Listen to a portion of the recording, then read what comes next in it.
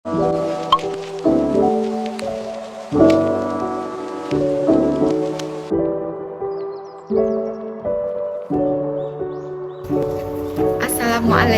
warahmatullahi wabarakatuh. Hai, perkenalkan aku Najwa Aula Amira. Di sini aku akan membahas mengenai komputer. Nah, sebelum itu kita akan membahas mengenai sejarah komputer terlebih dahulu. Sejarah komputer berawal dari abad ke-19 ketika Charles Babbage mencoba untuk mendesain komputer mekanik yang bernama mesin analytical.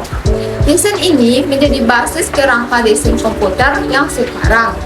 Secara garis besar, perkembangan komputer terbagi menjadi 4 generasi. Generasi yang pertama dimulai ketika komputer digunakan dalam akademi dan militer, seperti komputer Anatasa Berry, dibuat pada tahun 1937 untuk menyelesaikan sistem persamaan linear, dan komputer Colossus untuk memecahkan kode rahasia Jerman Nazi. Generasi kedua dimulai ketika transistor menggantikan tabung vakum. Generasi ketiga dimulai ketika teknologi transistor meningkat menjadi sirkuit terpadu. Generasi keempat dimulai ketika tahun 1970-an ketika penemuan MOSFET dan integrasi berskala besar. Selanjutnya membawa ke perkembangan mikroprosesor di awal tahun 1970-an. Pembahasan pertama, kita akan membahas mengenai komputer dan komponen jenisnya. Secara umum, komputer adalah peralatan elektronik yang menerima masukan data, mengelola data, dan memberi hasil keluaran dalam bentuk informasi, baik itu berupa gambar, teks suara, maupun video. Sistem komputer yang pertama yaitu perangkat keras atau hardware. Perangkat keras adalah komponen fisik pada komputer yang dapat disentuh, dilihat, dan dipindahkan. Contohnya mouse, hard disk, prosesor, RAM, printer, CPU, LDC, dan lain-lain. Perangkat lunak atau software adalah komponen yang tidak terlihat secara fisik, tetapi berfungsi dan dapat dioperasikan oleh pengguna melalui antarmuka yang disediakan. Contohnya Android, iOS, Windows, MacOS, Linux, Mo, dan lain sebagainya. Yang ketiga adalah pengguna, adalah orang yang menggunakan atau mengoperasikan komputer. Pembahasan selanjutnya kita akan membahas mengenai jenis-jenis komputer. Ada beberapa jenis komputer.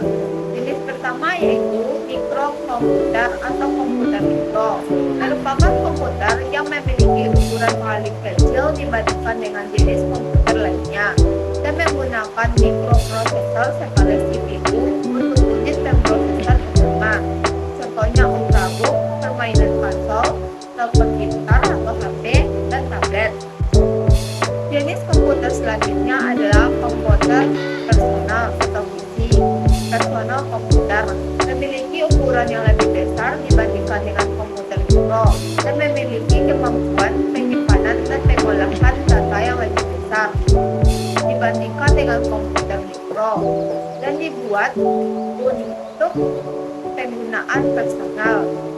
Contohnya laptop. Jenis komputer selanjutnya adalah mini PC, merupakan komputer peralihan dari komputer personal ke komputer mini yang dipakai untuk bidang industri seperti perusahaan. Selanjutnya adalah mini komputer, berukuran lebih besar dan mempunyai kapasitas memori atau proses yang lebih besar. Dipakai untuk menunjang kebutuhan informasi perusahaan skala menengah. Selanjutnya adalah komputer mainframe, berukuran lebih besar dibandingkan dengan komputer biasanya. Digunakan oleh perusahaan besar sebagai server atau peladen.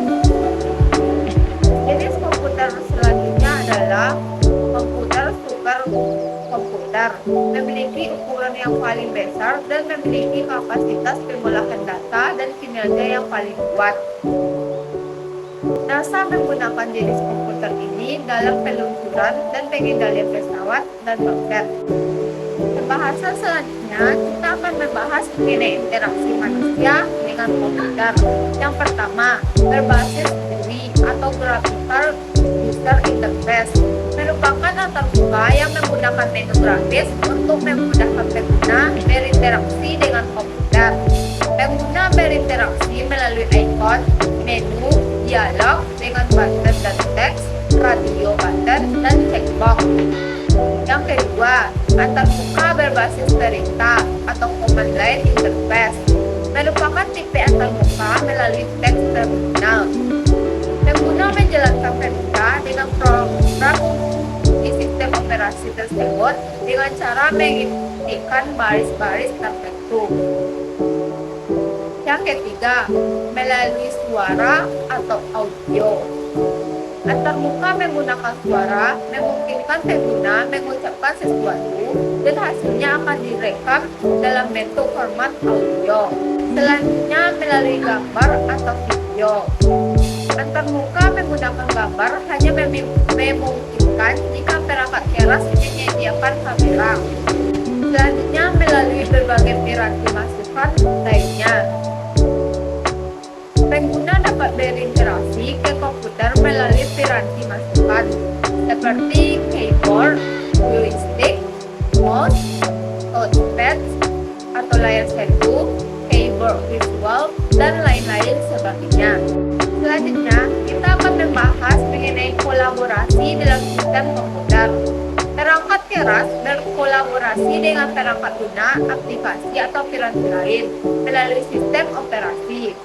Sistem operasi berkolaborasi dengan aplikasi untuk berinteraksi dengan pengguna.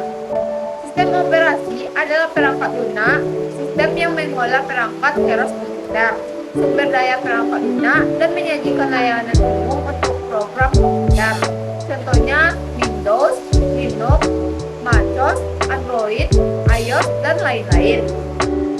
Adapun fungsi dari sistem operasi yaitu menyediakan antarmuka ke pengguna untuk berinteraksi dengan komputer, mengendalikan input atau output, mengelola perangkat keras dan periferal, mengelola pembuatan perangkat lunak dan menjalankan perangkat lunak, mengelola file seperti copy, save, share, atau delete, menangani interupsi dan kesalahan atau error, mengelola prosesor, kemudian mengelola memori, mengelola keamanan, dan menangani komunikasi dengan jaringan.